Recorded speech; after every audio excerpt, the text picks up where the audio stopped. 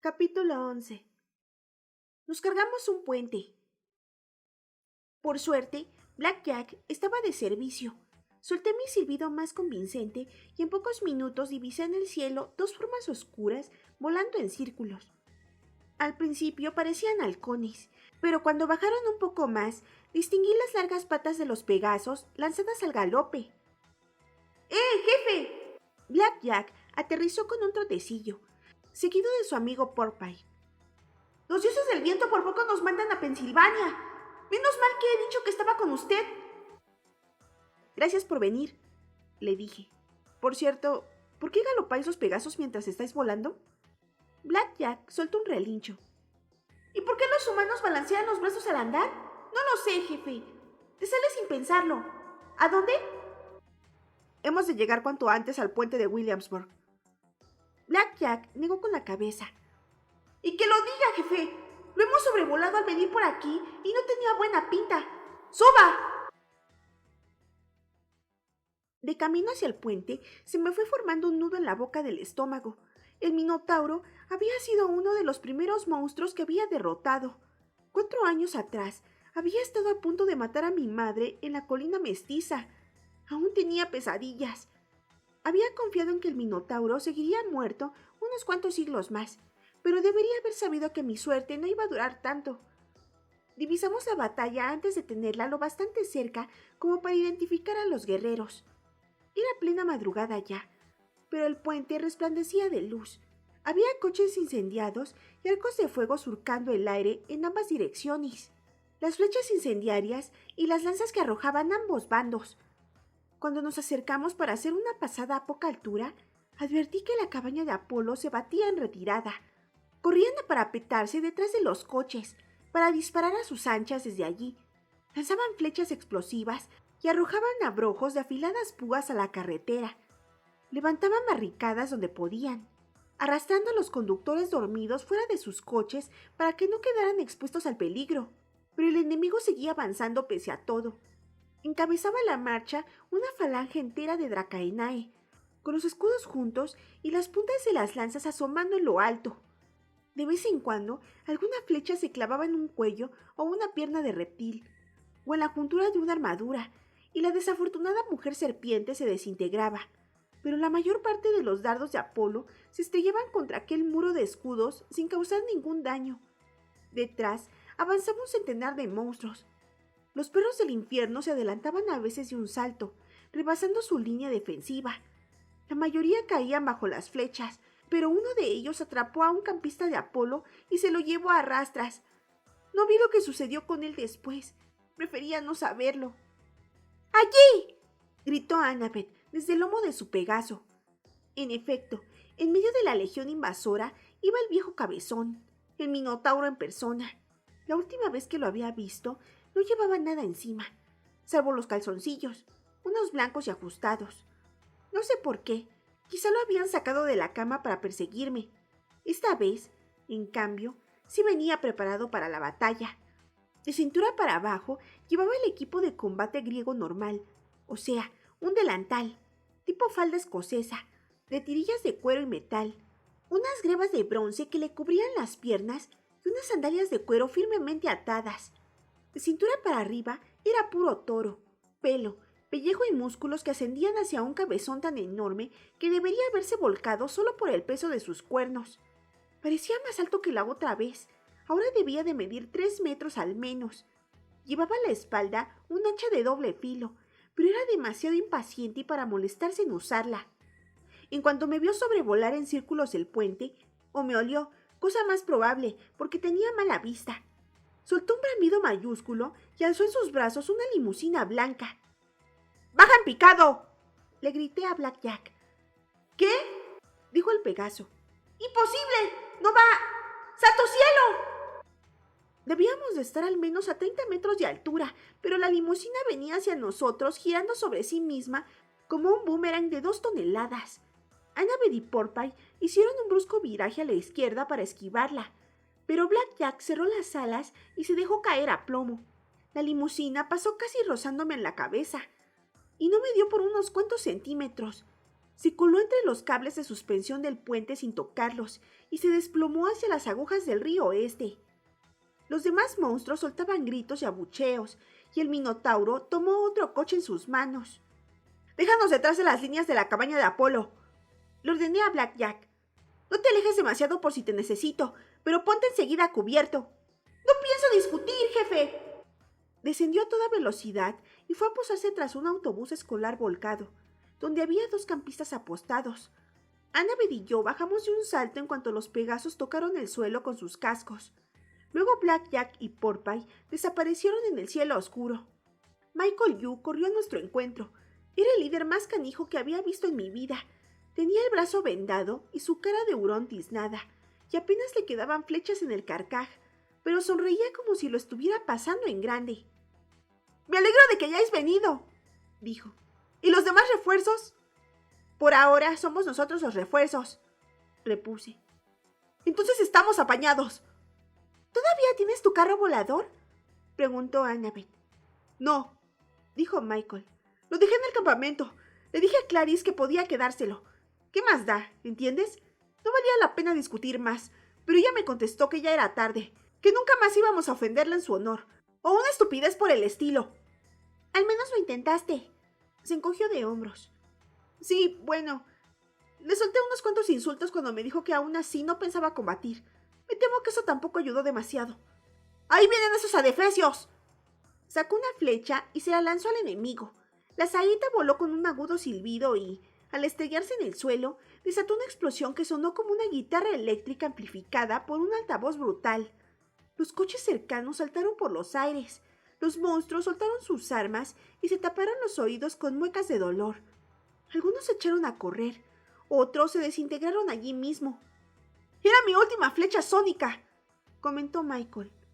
«¿Un regalito de tu padre, el dios de la música?», pregunté.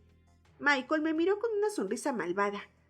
«La música a tope puede perjudicar la salud», dijo. «Por desgracia, no siempre mata». En efecto, la mayoría de los monstruos, una vez recuperados de su aturdimiento, empezaban a reagruparse. «Tenemos que retroceder», dijo Michael. «Tengo a Kyla y a Agustín colocando trampas un poco más abajo». «No», respondí. «Trae a tus campistas a esta posición y aguarda mi señal. Vamos a mandar al enemigo de vuelta a Brooklyn». Michael se echó a reír. «¿Cómo piensas hacerlo?», preguntó. Desenvainé mi espada. «Percy», dijo Annabeth, «déjame ir contigo». «Demasiado peligroso. Además, necesito que ayudes a Michael a coordinar la línea defensiva. Yo distraeré a los monstruos. Vosotros agrupaos aquí. Sacad en medio a los mortales dormidos. Luego podéis empezar a abatir monstruos a distancia mientras yo los mantengo ocupados. Si hay alguien capaz de hacer todo eso, eres tú». «Muchas gracias», gruñó Michael. Mantuve los ojos fijos en Annabeth, que sintió de mala gana. «Está bien, en marcha», dije. Antes de que pudiera acobardarme, añadí. «¿No hay un beso para darme suerte? Ya es una especie de tradición, ¿no?». Temí que me diera un puñetazo, pero lo que hizo fue sacar su cuchillo y mirar al ejército de monstruos. «Regresa vivos esos de alga. Entonces veremos». Pensé que era la mejor oferta que iba a sacar, de modo que salí de detrás del autobús escolar y caminé por el puente a la vista de todos, directo hacia el enemigo. Cuando el Minotauro me vio, sus ojos llamieron de odio. Soltó un gran bramido, que era una combinación de chillido, mugido y eructo brutal. ¡Pedazo de buey!, le dije en voz en cuello. ¿No te había matado ya? Él le arrió un puñetazo al capó de un Lexus, que se arrugó como si fuese papel de plata. Varias Dracaenae me lanzaron jabalinas en llamas que desvié con la espada. Un perro del infierno saltó sobre mí y lo esquivé. Podría haberlo atravesado sin más, pero vacilé. «Nuestra señorita O'Leary», me recordé. «Es un monstruo indómito que podría matarnos a mí y a mis amigos». Volvió a saltar. Esta vez tracé un arco mortal con contracorriente y el perro se desintegró en una nube de polvo y pelos. Ya venía una nueva oleada de monstruos, serpientes, gigantes y telequines, pero el Minotauro le soltó un rugido y retrocedieron de inmediato. «¿1 contra 1?» grité. «¿Como en los viejos tiempos?» Las narices del Minotauro temblaban de rabia. Debería haber llevado un paquete de pañuelitos de aloe vera en el bolsillo de la armadura, porque tenía las napias resumantes. enrojecidas y decididamente asquerosas. Desató la correa del hacha y la blandió por encima de su cabeza con ademanes furiosos. Era un arma preciosa, no podía negarse, en un estilo bestial del tipo «voy a destriparte como a un pescado».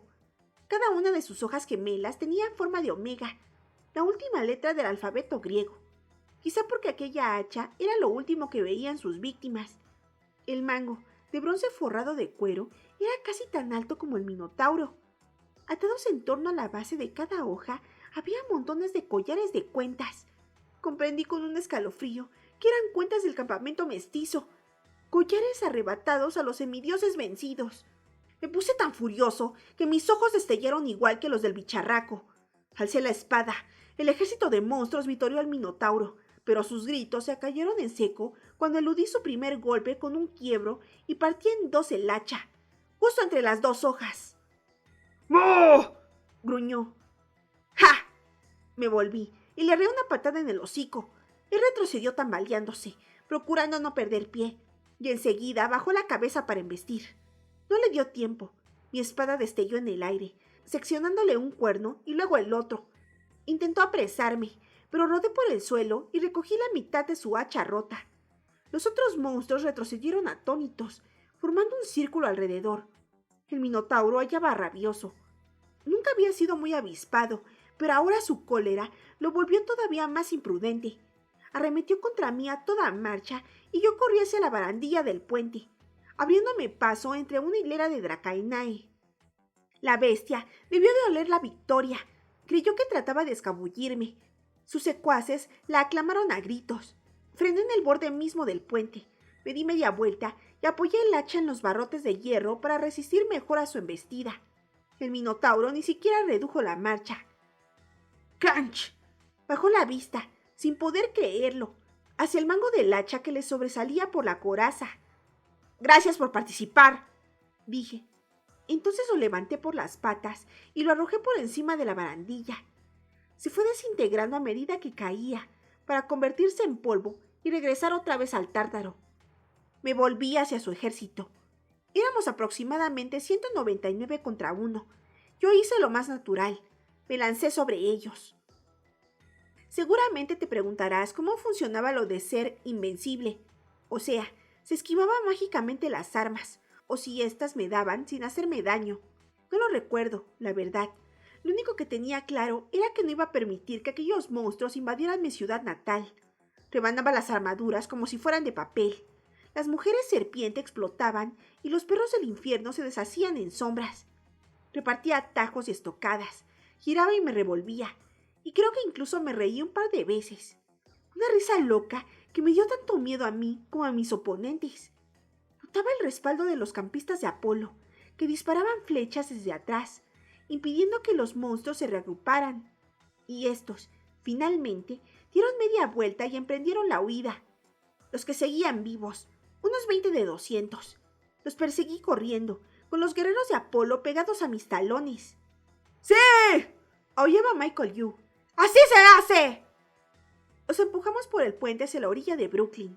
El cielo había empezado a clarear hacia el este y, al fondo, distinguí el peaje. ¡Percy!, gritó Annabeth. ¡Ya los has puesto en fuga! ¡Vuelve atrás! ¡Nos estamos desperdigando! En parte tenía razón, pero las cosas me estaban yendo tan bien que quería destruir hasta el último enemigo. Entonces divisé a una multitud en la entrada del puente. Los monstruos en desbandada corrían directamente a reunirse con sus refuerzos. No parecía un grupo muy numeroso. Unos 30 o 40 semidioses con armadura, montados en caballos esqueleto. Uno de ellos llevaba un estandarte morado con la guadaña negra. El jinete que iba adelante avanzaba al trote. De improviso, se quitó el casco y reconocí en él al mismísimo Cronos, con aquellos ojos inconfundibles de oro fundido. Annabeth y los campistas de Apolo vacilaron. Los monstruos a los que habíamos perseguido alcanzaron las líneas del Titán y fueron a engrosar sus filas. Cronos miró en nuestra dirección. Estaba a unos 500 metros, pero juraría que lo vi sonreír. «Ahora sí vamos a retirarnos», dije. Los hombres del Señor de los Titanes desenvainaron sus espadas y se lanzaron a la carga. Los cascos de sus caballos esqueleto atronaban en el pavimento. Nuestros arqueros lanzaban una salva de flechas, derribando a unos cuantos enemigos, pero los demás siguieron al galope. ¡Retírense!, grité a mis amigos. ¡Yo los distraeré! En cuestión de segundos los tuve encima. Michael y sus arqueros emprendieron la retirada, pero Annabeth se quedó a mi lado, combatiendo con su cuchillo y su escudo mágico mientras retrocedíamos poco a poco hacia el otro lado del puente. La caballería de Cronos se remolinó alrededor de nosotros, lanzando mandobles e insultándonos. El titán avanzó tranquilamente, como si tuviera todo el tiempo del mundo, cosa que no dejaba de ser cierta, dado que era el señor del tiempo. Yo procuraba herir a sus hombres y no matarlos, lo cual me hacía ir más despacio, claro, pero aquellos no eran monstruos, sino semidioses que habían sucumbido al hechizo de Cronos. Aunque no podía verles la cara, porque todos llevaban casco, seguramente algunos habían sido amigos míos.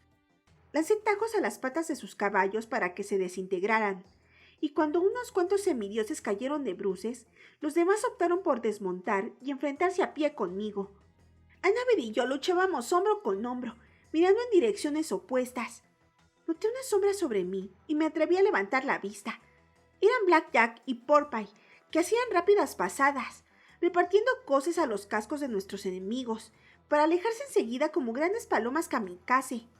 Ya casi habíamos llegado a la mitad del puente cuando sucedió una cosa muy rara.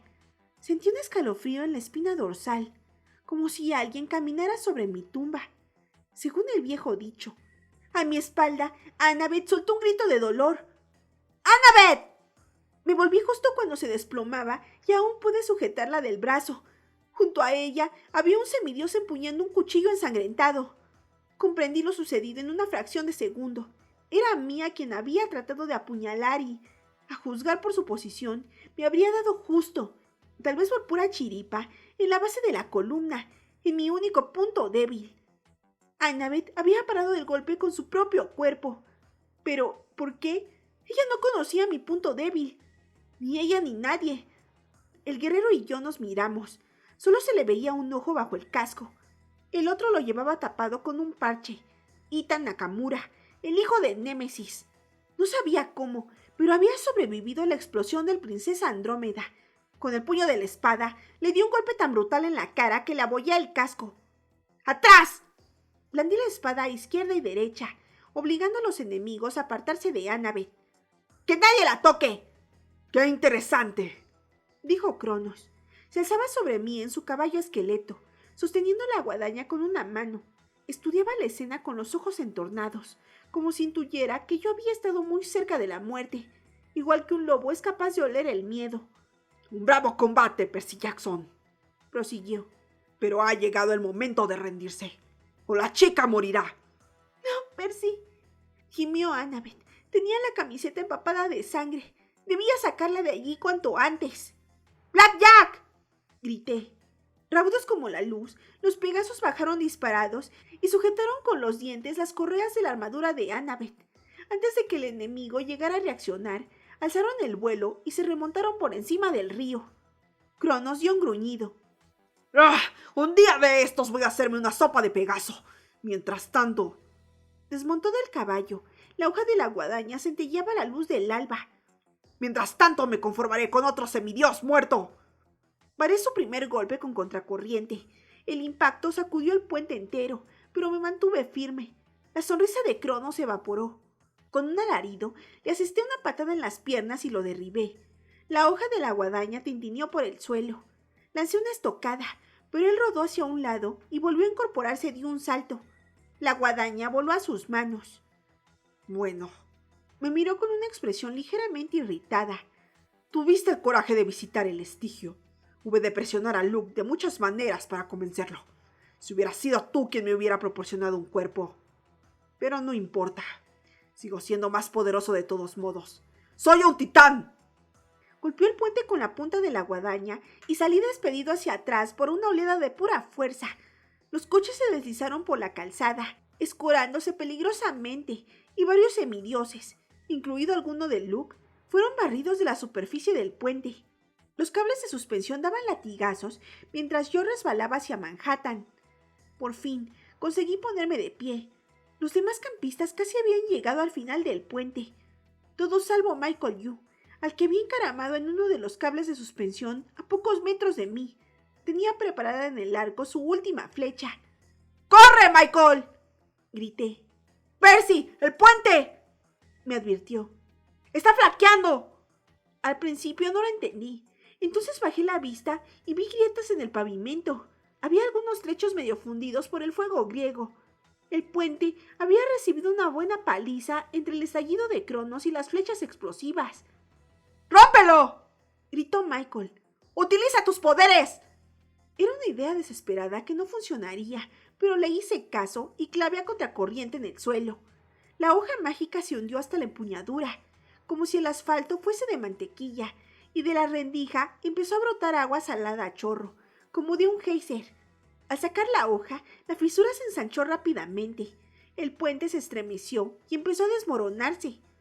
Caían bloques del tamaño de una casa al río este. Los hombres de Cronos gritaban alarmados y retrocedían a gatas. Algunos habían caído de bruces y no lograban levantarse. En cuestión de segundos, se abrió una cima de 15 metros en el puente de Williamsburg entre Cronos y yo. Las sacudidas se interrumpieron. Los hombres de Cronos se acercaron al borde y contemplaron el abismo de 40 metros que había hasta el agua. Sin embargo, no me sentía seguro. Los cables de suspensión seguían unidos y los enemigos podían llegar por allí, a nuestro lado, si reunían el suficiente valor. O tal vez Cronos dispondría de algún medio mágico para rellenar el hueco. El señor de los titanes parecía estudiar la situación. Miró a su espalda, al sol naciente, y luego me dirigió una sonrisa desde la otra orilla de la cima. «Hasta la noche, Jackson», dijo.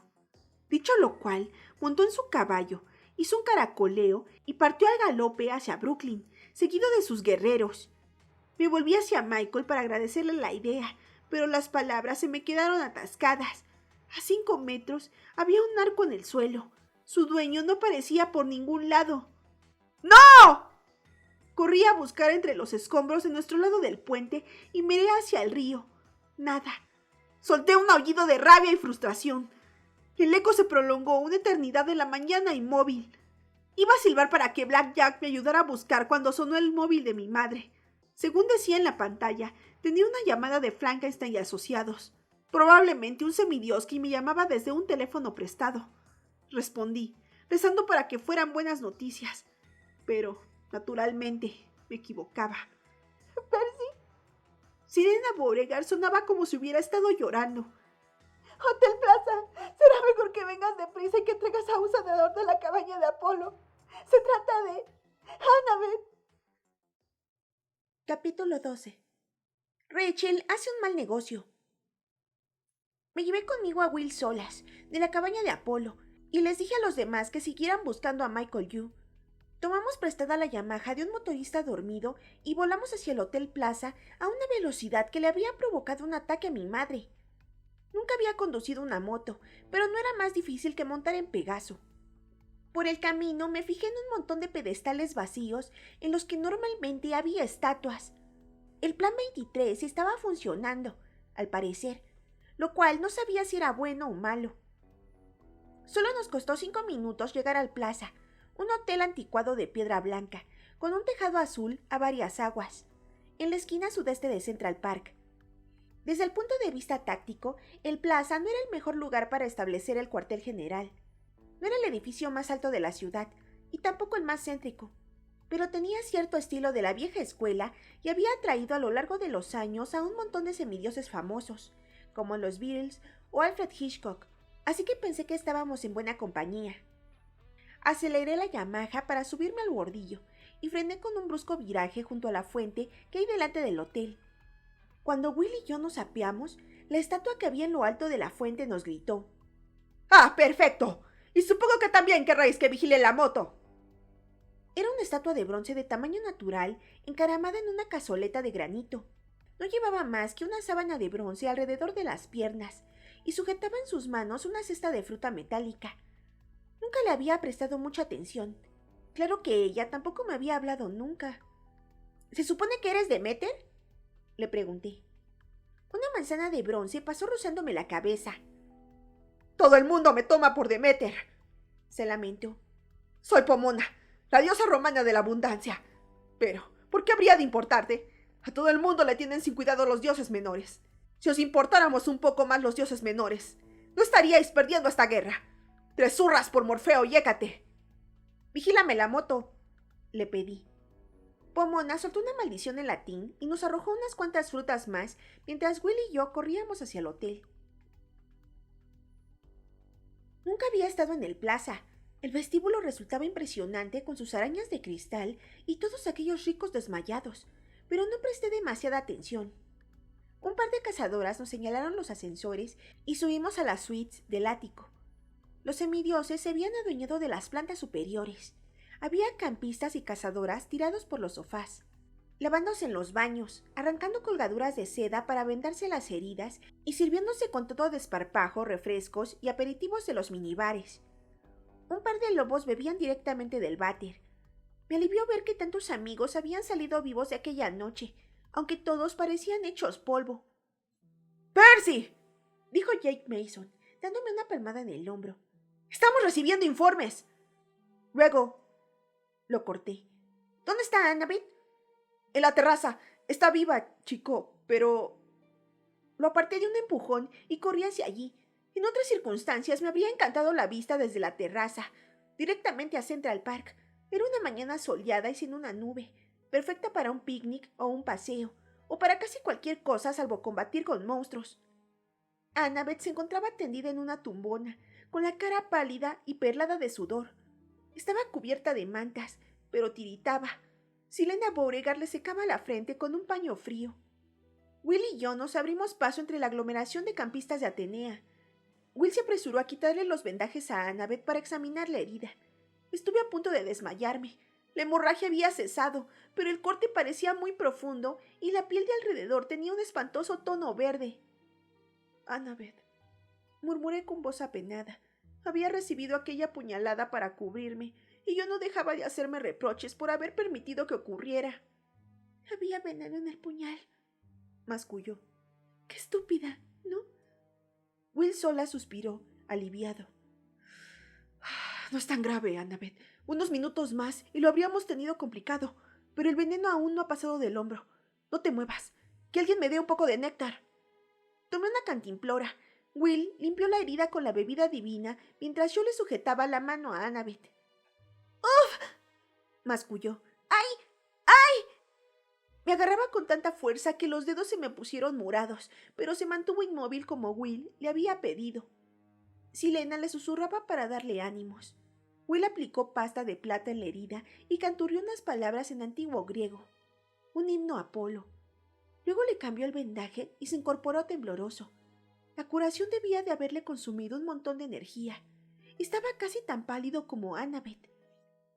Con esto debería bastar, dijo, pero vamos a necesitar algunas medicinas mortales. Tomó una hoja del hotel, garabateó unos nombres y se la entregó a los chicos de Atenea. Hay una farmacia Duane Reid en la quinta. Normalmente no me atrevería a robar. ¡Yo sí!, se ofreció Travis. Will le lanzó una mirada feroz. Deja dinero o unos dracmas para pagar, lo que llevas encima, pero es un caso de urgencia, y me temo que vamos a tener que tratar a mucha más gente. Nadie le llevó la contraria. Apenas había un solo semidios que no hubiera resultado herido, excepto yo. ¡Venga, chicos!, dijo Travis Stone. Démosle un respiro a Annabeth. Tenemos una farmacia que asaltar. Que visitar. Los semidioses se retiraron lentamente. Jake Mason me agarró del hombro al marcharse. Luego hablamos, pero está todo controlado, me dijo. Estoy usando el escudo de Annabeth para mantener la vigilancia. El enemigo se ha retirado al amanecer. No sé muy bien por qué. Tenemos un centinela en cada puente y cada túnel. Gracias, amigo, contesté. Asintió. Tómate tu tiempo. Cerró las puertas de la terraza al salir, dejándome con Silena y Annabeth. Silena le aplicó otra vez un paño húmedo en la frente. La culpa es mía, musitó. No, replicó débilmente Annabeth. ¿Cómo va a ser culpa tuya, Silena? Nunca he hecho nada útil en el campamento, murmuró. Como tú, oh Percy. Si fuera mejor guerrera. Le temblaron los labios. No había hecho más que empeorar desde que Beckendorf había muerto y Cada vez que la miraba, no podía evitar sentirme rabioso por su muerte. Su expresión me hacía pensar que podía quebrarse como un cristal en cualquier momento. Me juré que si llegaba a encontrar al espía que había provocado la muerte de su novio, se lo entregaría a la señorita O'Leary para que lo usara como muñeco de goma. «Eres una gran campista», le dije a Silena, «la que mejor cabalga en Pegaso, y te llevas bien con todo el mundo. Créeme, una persona capaz de hacerse amiga de Clarice ha de tener un gran talento». Se quedó mirándome como si le hubiera dado una idea. «¡Exacto!», exclamó. «Necesitamos a la cabaña de Ares. Hablaré con Clarice. Seguro que puedo convencerla para que nos ayude». «Uf, Silena, aun suponiendo que pudiera salir de Manhattan, Clarice es muy testaruda, y cuando se enfada...» «Por favor», rogó ella. «Puedo ir con un Pegaso. Estoy segura de que llegaré al campamento. Déjame intentarlo». Miré a Annabeth, que asintió levemente. No me gustaba mucho la idea. No creía que tuviera ninguna posibilidad de convencer a Clarice, aunque, por otro lado, Silena estaba tan trastornada que se iba a dejar herir fácilmente en la batalla. Tal vez aquella misión le proporcionara algo distinto en lo que concentrarse. «Está bien», accedí. «No se me ocurre nadie mejor para intentarlo». Silena me echó los brazos al cuello, pero al punto se apartó torpemente, lanzándole miradas a Annabeth. Perdón», se disculpó. «Gracias, Percy. No te fallaré». En cuanto se hubo marchado, me arrodillé junto a Annabeth y le puse una mano en la frente. Todavía estaba ardiendo. «Te pones muy mono cuando estás preocupado», murmuró. «Casi se te juntan las cejas de tanto arrugar el entrecejo. No se te ocurra morirte mientras te debo un favor. ¿Por qué paraste esa puñalada con tu cuerpo?» «Tú habías hecho lo mismo por mí». Era verdad, supongo que ambos lo sabíamos. Aún así, me sentía como si me estuvieran hurgando en el corazón con una barra helada de metal.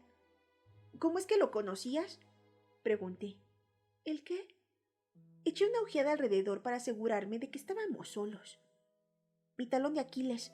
Si no hubieras interceptado ese puñal, habría muerto». Adoptó una expresión distante. El aliento le olía a uva, tal vez por el néctar. «No lo sé, Percy. Sencillamente tuve la sensación de que corrías peligro. ¿Dónde tienes el punto débil?». Se suponía que no debía decírselo a nadie, pero bueno, era Annabeth. Si no podía fiarme de ella, no podía fiarme de nadie. «En la base de la columna». Alzó una mano. «¿Dónde? ¿Aquí?». Me tocó la espalda y sentí un hormigueo. Llevé sus dedos al punto que me mantenía atado a la vida mortal. Noté una descarga eléctrica de 1000 voltios por todo mi cuerpo. «Me ha salvado la vida», le dije. «Gracias». Ella apartó la mano, pero se la mantuve sujeta. «O sea, que me la debes», dijo débilmente. «Vaya novedad». Observamos cómo se elevaba el sol sobre la ciudad. El tráfico debería haber sido muy denso para entonces, pero no se oían bocinazos ni el murmullo de la multitud inundando las calles. A lo lejos, oí la alarma de un coche resonando por las calles. Un sinuoso penacho de humo negro ascendía hacia el cielo por la parte de Harlem. Me pregunté cuántos hornos habrían quedado encendidos al desencadenarse el hechizo de Morfeo, y cuánta gente habría caído dormida mientras cocinaba la cena. Pronto habría muchos más incendios. La población de Nueva York corría peligro, y todas esas vidas dependían de nosotros. «Me preguntaste por qué Hermes estaba tan furioso conmigo», dijo Annabeth. «¿Necesitas descansar?» «No, quiero contártelo. Hace mucho que me atormenta». Movió un poco el hombro e hizo una mueca. «El año pasado Luke vino a verme a San Francisco». «¿En persona?». Me sentí como si me hubiera dado un martillazo. «¿Estuvo en tu casa?». «Ocurrió antes de que bajáramos al laberinto, antes de...». Se interrumpió, pero entendí perfectamente a qué se refería. «Antes de que se convirtiera en Cronos». «Vino con bandera blanca. Me dijo que solo quería charlar 5 minutos. Parecía muy asustado, Percy. Me dijo que Cronos iba a utilizarlo para adueñarse del mundo. Me confesó que deseaba fugarse, como en los viejos tiempos. Quería que me fuese con él». «Pero tú no te fiaste». «Desde luego que no. Creí que era una trampa. Además, bueno, las cosas habían cambiado mucho desde los viejos tiempos. Le dije que no podía ser. Se puso como loco. Me dijo que ya podía luchar con él allí mismo, en ese caso, porque era la última oportunidad que se me presentaría. La frente se le volvió a humedecer de sudor. Aquella historia estaba consumiéndole demasiada energía. Está bien, susurré. Intenta descansar un poco. No lo comprendes, Percy. Hermes tiene razón. Si me hubiera ido con él, quizá habría conseguido hacerle cambiar de opinión. O bien, yo llevaba un cuchillo y él iba desarmado. Podría haberlo... ¿Matado? Sabes que eso no habría estado bien. Cerró los párpados con fuerza. Me dijo que él sería para Cronos como un simple peldaño. Esas fueron exactamente sus palabras. Cronos lo utilizaría y se volvería aún más poderoso. Es lo que hizo. Se adueñó de su cuerpo. Lo poseyó. Pero, ¿y si el cuerpo de Luke es solo un paso intermedio? ¿Y si Cronos tiene un plan para volverse todavía más poderoso? Yo podría haberlo detenido. La guerra se ha desatado por mi culpa. Aquello me hizo sentir como si estuviera otra vez en el estigio, disolviéndome lentamente. Me acordé del pasado verano, cuando el dios de dos caras, Jano, le advirtió a Annabeth que había de tomar una decisión muy importante. Y eso había ocurrido después, no antes, de haber visto a Luke. Pan también le había dicho algo. Desempeñarás un gran papel, aunque tal vez no sea el que imaginas. Quería preguntarle por lo que me había mostrado la visión de Hestia, sobre su vida en los viejos tiempos con Luke y Talia. Estaba seguro de que tenía algo que ver con mi profecía, aunque no entendía cómo. Antes de que me atreviera, se abrió la puerta de la terraza y apareció Connor Stowe. Percy. Le echó una mirada a Annabeth, como si no quisiera hablar delante de ella, y deduje que no traía buenas noticias. La señorita Olivia acaba de volver con Grover. Me parece que deberías hablar con él. Grover estaba tomando un bocado en el salón. Iba preparado para la batalla con una armadura hecha de corteza de árbol y alambre plastificado, y llevaba su porra de madera y sus flautas de junco colgadas del cinturón. La cabaña de Demeter había preparado un buffet completo en las cocinas del hotel. Había de todo, desde pizza hasta helado de piña. Por desgracia, Grover se estaba comiendo los muebles. Ya se había zampado el relleno de una lujosa silla y ahora estaba royendo el apoyabrazos. «Compañero», le dije, «solo estamos aquí de prestado». «¡Ve!», baló con la cara cubierta de relleno. «Perdona, Percy, es que son muebles Luis XVI, deliciosos. Además, siempre me como el mobiliario cuando me pongo nervioso. Sí, ya lo sé. Bueno, ¿qué me cuentas?» Golpeó el suelo con las pezuñas. «Me he enterado de lo de Annabeth. ¿Cómo...?» «Se pondrá bien», lo tranquilicé. «Ahora está descansando». Inspiró hondo. «Estupendo. Yo me he movilizado a la mayoría de los espíritus de la naturaleza de la ciudad. Bueno, a los que han querido escucharme». Se frotó la frente. «No sabía que las bellotas podían hacer tanto daño. En fin, estamos haciendo todo lo posible». Me contó las escaramuzas que habían librado. Se habían ocupado sobre todo de cubrir las afueras, donde no contábamos con suficientes semidioses. Al parecer, habían surgido por todas partes perros del infierno que se colaban en nuestras líneas viajando por las sombras. Pero las dríadas y los sátiros habían logrado ponerlos en fuga. También se habían enfrentado en la zona de Harlem con un joven dragón. Lo habían derrotado, aunque perdiendo en la lucha a una docena de ninfas. Mientras Grover hablaba, Talia entró en la sala con dos de sus lugartenientes. Me saludó con un gesto lleno de gravedad y salió un momento a ver a Annabeth. Enseguida regresó y esperó a mi lado a que Grover terminara su informe. Los detalles que me daba iban de mal en peor. «Hemos perdido a 20 sátiros frente a un grupo de gigantes en Fort Washington», explicó con voz temblorosa. «Casi la mitad de mis hermanos. Al final los espíritus del río ahogaron a los gigantes, pero...» Talia se acomodó el arco sobre el hombro. «Percy, las fuerzas de Cronos siguen agrupándose en todos los túneles y puentes», dijo. «Y Cronos no es el único titán. Una de mis cazadoras ha divisado a un humano enorme con armadura de oro que estaba reuniendo un ejército en la costa de Jersey. No estoy muy segura de quién es, pero el poder que irradia solo puede proceder de un titán o de un dios». Me acordé del titán dorado de mi sueño, el que había discutido en el monte Otris con Atlas y Críos, para desaparecer entre llamaradas. Magnífico, dije. ¿Alguna buena noticia? Talia se encogió de hombros. Hemos sellado los túneles de metro que van a Manhattan. Mis mejores cazadoras se han ocupado de ello. Otra cosa, al parecer, el enemigo está guardando para atacar esta noche.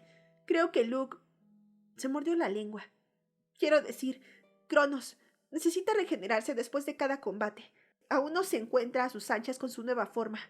Y ralentizar el tiempo en torno a la ciudad consume gran parte de su energía. Grover asintió. La mayoría de sus efectivos, además, son más poderosos de noche. Volverán a la carga cuando se ponga el sol. Traté de pensar con claridad. Está bien, asentí. ¿Alguna noticia de los dioses? Talia meneó la cabeza. Sé que la señora Artemisa estaría aquí si pudiera, y también Atenea, pero Zeus les ha ordenado que sigan a su lado. Lo último que he sabido es que Tifón estaba destruyendo el valle del río Ohio. Alcanzará los montes Apalaches hacia mediodía.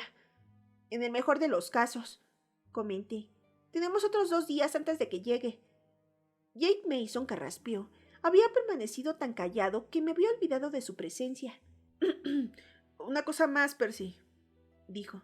Cronos se presentó en el puente de Williamsburg, como si supiera que te dirigías allí, y desplazó sus fuerzas a nuestros puntos más débiles. En cuanto nos desplegamos, cambió de táctica. Apenas se acercó al túnel Lincoln, donde se habían apostado las cazadoras. Se centró en nuestros flancos más expuestos, como si tuviera información secreta. Asentí. El espía. ¿Qué espía? Preguntó Talia. Le hablé del amuleto de plata que Cronos me había enseñado, el dispositivo de transmisión. «Eso es fatal», murmuró. «¡Desastroso!». «Podría ser cualquiera», dijo Jake. «Estábamos todos presentes cuando Percy repartió las órdenes». «¿Pero qué podemos hacer?», dijo Grover. «¿Cachar a cada semidios hasta encontrar un amuleto con forma de guadaña?». Todos me miraron, esperando una decisión. No podía permitir que se me notara el pánico, incluso si las cosas llegaban a ser críticas. «Sigamos luchando», dije. «No nos obsesionemos con ese espía. Si empezamos a desconfiar unos de otros, nos haremos trizas nosotros mismos. Anoche estuvisteis todos increíbles. No podría pedir un ejército más valeroso. Vamos a establecer las rondas de vigilancia. Descansad mientras podáis. Nos espera una noche muy larga». Los semidioses asintieron con murmullos y se dispersaron cada uno por su lado para dormir, comer o reparar sus armas. «Tú también, Percy», dijo Talia. «Estaremos ojo a visor. Ve a echarte un rato. Te necesitamos en buena forma esta noche». Apenas discutí. Entré en el dormitorio más cercano y me derrumbé en una cama con dosel. En teoría estaba demasiado acelerado para dormirme, pero los ojos se me cerraron casi en el acto. En mi sueño vi a Nico en los jardines de Hades. Estaba solo y había cavado un hoyo en un macizo de flores de Perséfone, cosa que, supuse, no pondría muy contenta a la reina. Vertía una copa de vino en el hoyo y entonaba un cántico. «Que los muertos prueben su sabor de nuevo, que se alcen y acepten esta ofrenda. María di Angelo, muéstrate». Se levantaba una nube de humo y empezaba a dibujarse una forma, pero no era la madre de Nico, sino una chica de pelo oscuro y piel olivácea, con ropas plateadas de cazadora. «¡Bianca!», exclamaba Nico. «Pero no convoques a nuestra madre, Nico», le advertía a ella. «Es el único espíritu que te está vedado contemplar». «¿Por qué? ¿Qué es lo que oculta nuestro padre?». «Dolor», respondía Bianca. «Odio, una maldición que se remonta a la gran profecía». «¿Qué quieres decir?», insistía Nico. «Tengo que saberlo». «El conocimiento solo te hará daño. Recuerda mis palabras. Recuerda rencor, es un efecto fatídico para los hijos de Hades». «Eso ya lo sé», decía él. «Pero no soy el mismo de antes, Bianca. Deja de intentar protegerme». «No lo comprendes, hermano».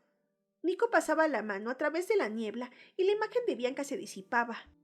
«María di Angelo», repetía. «¡Háblame!». Entonces se formaba otra imagen. Era una escena, no un solo fantasma. En el espesor de la niebla veía a Nico y Bianca de niños. Jugaban en el vestíbulo de un lujoso hotel, persiguiéndose alrededor de las columnas de mármol. Muy cerca, sentada en un sofá, había una mujer con un vestido negro, guantes largos y un sombrero con velo oscuro, como una estrella de cine de los años 40. Tenía la sonrisa de Bianca y los ojos de Nico. En una silla, a su lado, había un tipo de aspecto empalagoso con un traje negro a rayas. Se trataba de Hades. Inclinándose hacia la mujer, hablaba y gesticulaba con enorme agitación. «Te lo ruego, querida», decía. «debes venir al inframundo. Me da igual lo que piense Perséfone. Allí os mantendré a salvo». «No, amor mío», respondía ella, con acento italiano. «¿Criar a nuestros hijos en la tierra de los muertos? Ni hablar». «Escucha, María. La guerra en Europa ha puesto a los demás dioses contra mí. Se ha formulado una profecía, y mis hijos ya no están a salvo. Poseidón y Zeus me han obligado a sellar un pacto. Ninguno de nosotros tres podrá volver a tener hijos semidioses». «Pero tú ya tienes a Nico y a Bianca. Seguro...» «No. La profecía nos advierte sobre un niño cuando cumpla los 16. Zeus ha decretado que los hijos que tengo actualmente deben ser internados en el campamento mestizo para recibir el entrenamiento adecuado. Pero ya sé lo que significa eso. En el mejor de los casos, estarán vigilados y encarcelados, y los volverán en contra de su padre. Lo más probable es que no quiera correr riesgos. No permitirá que mis hijos semidioses cumplan los 16. Encontrará un modo de destruirlos, así que no voy a darles oportunidad». «Ciertamente», contestaba María. «Seguiremos juntos. Zeus es un imbécil». Desde luego tenía valor, pero Hades dirigía una mirada nerviosa al techo. «María, por favor, ya te lo he dicho. Zeus me ha dado el plazo de 1 semana para que entregue a los niños. Su ira será terrible, y no puedo mantenerte oculta eternamente. Mientras estés con los niños, también corres peligro». María sonreía, y una vez más me resultaba espeluznante lo mucho que se parecía a su hija. «Tú eres un dios, amor mío», decía. «Tú nos protegerás, pero no voy a llevarme a Nico y a Bianca al inframundo». Hades se retorcía las manos. «Hay otra posibilidad. Conozco un lugar en el desierto donde el tiempo se mantiene inmóvil. Podría enviar a los niños allí una temporada, por su propia seguridad, y nosotros permaneceríamos juntos. Te construiré un palacio de oro junto al Estigio». María Di Angelo reía suavemente. «Eres muy amable, amor mío. Un hombre generoso. Los demás dioses deberían verte como yo, en lugar de temerte tanto. Pero Nico y Bianca necesitan a su madre. Además, solo son niños. Los dioses no se atreverían a hacerles daño». «Tú no conoces a mi familia», decía Hades lúgubremente. «Por favor, María, no quiero perderte». Ella le pasaba los dedos por los labios. «No vas a perderme. Espérame mientras voy a buscar el bolso. Vigila a los niños». Le daba un beso al señor de los muertos y se levantaba del sofá. Hades la miraba mientras subía la escalera, como si cada paso que daba le causara un dolor inmenso. Un instante más tarde se ponía en guardia. Los niños dejaban de jugar, como si también hubieran percibido algo. «¡No!», gritaba Hades, pero incluso sus poderes divinos resultaban demasiado lentos. Solo tenía tiempo de levantar un muro de energía negra alrededor de los niños antes de que el hotel entero explotara. La onda expansiva resultaba tan violenta que toda la imagen de la niebla se disipaba unos instantes. Cuando volvía a enfocarse, Hades estaba de rodillas entre los escombros, con el cuerpo destrozado de María Di Angelo en sus brazos. Aún estaba rodeado de llamaradas. En el cielo fulguraban los relámpagos y retumbaban truenos atroces. Los pequeños Nico y Bianca miraban a su madre sin comprender nada. La furia Alecto se materializaba a su espalda, silbando espantosamente y agitando sus alas corriosas. Los niños ni siquiera reparaban en su presencia. «¡Zeus!». Hades alzaba el puño al cielo. «Te aplastaré por lo que has hecho. La devolveré a la vida». «No podéis, mi señor», le advertía Alecto. «Vos más que ninguno de los inmortales debéis respetar las leyes de la muerte». Hades resplandecía de rabia. Daba la impresión de que adoptaría su auténtica forma, volatilizando a sus propios hijos, pero en el último momento parecía recobrar el dominio de sí mismo. «Llévatelos», le decía Alecto, ahogando un sollozo. «Borra todos sus recuerdos en el léteo y déjalos en el casino Loto. Zeus no podrá hacerles daño allí». «Como gustéis, mi señor. ¿Y el cuerpo de la mujer?» «Llévatela también», decía con amargura. «Encárgate de que se le apliquen los antiguos ritos funerarios». La furia, los niños y el cadáver de María se disolvían en la sombra, dejando solo a Hades entre las ruinas. «Os lo advertí», decía otra voz. Hades se volvía. De pie junto a los restos carbonizados del sofá, había una chica con un vestido multicolor. Tenía el pelo corto y negro y una mirada triste. No pasaría de los 12 años. No la conocía, pero me resultaba extrañamente familiar. ¿Cómo te atreves a presentarte aquí? Rugía Hades. ¡Debería fulminarte! No podéis. El poder de Delfos me protege. Comprendía con un escalofrío que estaba viendo al oráculo de Delfos cuando vivía y era joven. En cierto sentido, era más horripilante verla de aquel modo que en su estado momificado. ¡Has matado a la mujer que amaba! Tronaba Hades. ¡Eso es lo que nos ha traído tu profecía! Se alzaba amenazador ante la chica, pero ello no se arredraba. Zeus ordenó la explosión para destruir a los niños, decía, porque vos desafiasteis su voluntad. No he tenido nada que ver. Yo os advertí que los ocultaríais mucho antes. ¡No pude! María no me dejó. Además, ellos son inocentes. Son hijos de vos, sin embargo, lo cual los vuelve peligrosos. Aún encerrándolos en el casino Loto, no hacéis más que postergar el problema. Nico y Bianca nunca podrán regresar al mundo. De lo contrario, podrían llegar a cumplir los 16. Todo por tu supuesta gran profecía. Además, me has obligado a jurar que no tendré más hijos. Me has dejado sin nada. Yo preveo el futuro, contestaba la chica. No puedo cambiarlo. Los ojos del dios centelleaban con un fuego negro. Algo terrible iba a suceder. Yo quería gritarle a la chica que se escondiera o echara a correr. Entonces, oráculo, escucha las palabras de Hades. Gruñía. Quizá no pueda traer de vuelta a María, ni provocarte una muerte prematura, pero tu alma sigue siendo mortal, y puedo maldecirte. La chica abría los ojos, alarmada. Nos juro, decía Hades, que mientras mis hijos sigan desterrados, mientras me vea oprimido bajo la maldición de tu gran profecía, el oráculo de Delfos no volverá a tener otro receptáculo mortal. Jamás descansarás en paz. Nadie vendrá a ocupar tu puesto. Tu cuerpo se marchitará y perecerá, pero el espíritu del oráculo permanecerá en tu interior, y continuarás pronunciando tus amargas profecías hasta que te desmorones y regreses a la nada. El oráculo morirá contigo. La chica daba un grito desgarrador y la neblina se deshacía en jirones. Nico caía de rodillas en el jardín de Perséfone, con el rostro completamente demudado por la conmoción. Ante él, irguiéndose con su túnica negra y mirando ceñudo a su hijo, se hallaba el Hades de verdad. ¿Qué crees que estás haciendo?, le preguntaba Nico. Una negra explosión inundó mis sueños. Luego apareció una escena distinta. Rachel Elizabeth Dare paseaba por una playa de arena blanca. Iba con un bañador y una camiseta atada a la cintura. Tenía los hombros y la cara quemados por el sol. Se arrodillaba para escribir sobre la espuma con el dedo. Intenté descifrar las letras. Creía que mi dislexia me estaba dando más guerra de la cuenta hasta que advertí que escribía en griego antiguo. Eso era imposible. Aquel sueño tenía que ser falso. Rachel terminaba de escribir unas palabras y murmuraba. ¿Qué demonios? Yo sé leer griego, pero solo identificaba una palabra antes de que el mar lo borrara todo. Mi nombre, Perseus. Rachel se incorporaba bruscamente y se apartaba del agua. ¡Oh, dioses!, decía. ¡Eso es lo que significa! Daba media vuelta y echaba a correr, alzando nubecillas de arena con los pies mientras volaba hacia la mansión familiar. Subía jadeante y con estrépito los peldaños del porche. Su padre levantaba la vista del Wall Street Journal. Rachel se le acercaba, muy decidida. «Papá, tenemos que volver». Él torcía los labios, como tratando de recordar cómo se sonríe. ¿Volver? Pero si acabamos de llegar. Hay problemas en Nueva York. Percy corre peligro. ¿Te ha llamado? No exactamente, pero lo sé, lo presiento. El señor Dare doblaba el periódico. Tu madre y yo llevamos mucho tiempo planeando estas vacaciones. No es cierto. Los dos odiáis la playa, pero sois demasiado testarudos para reconocerlo. Vamos a ver, Rachel.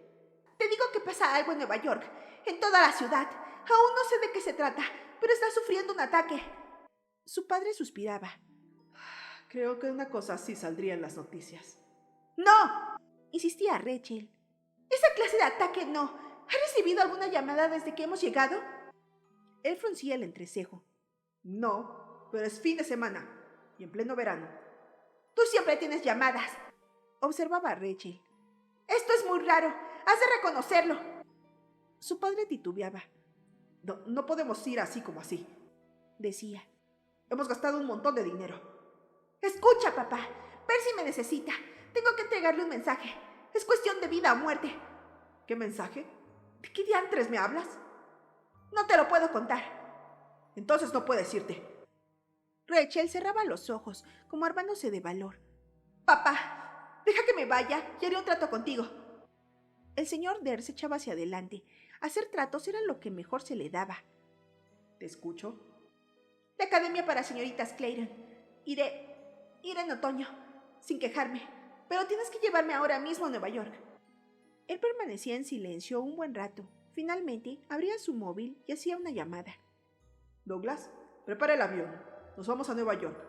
Sí, inmediatamente. Rachel lo rodeaba con sus brazos, lo cual parecía sorprenderlo, como si ella nunca lo hubiera abrazado. Te lo compensaré, papá. Él sonreía con expresión gélida. La miraba como si no estuviera viendo a su hija, sino a la joven damisela en que deseaba que se convirtiera, una vez que la academia para señoritas Clayton hubiera surtido efecto. Sí, Rachel, asentía. Ya lo creo que me lo compensarás. La escena se difuminaba, mascullé entre sueños. ¡No, Rachel!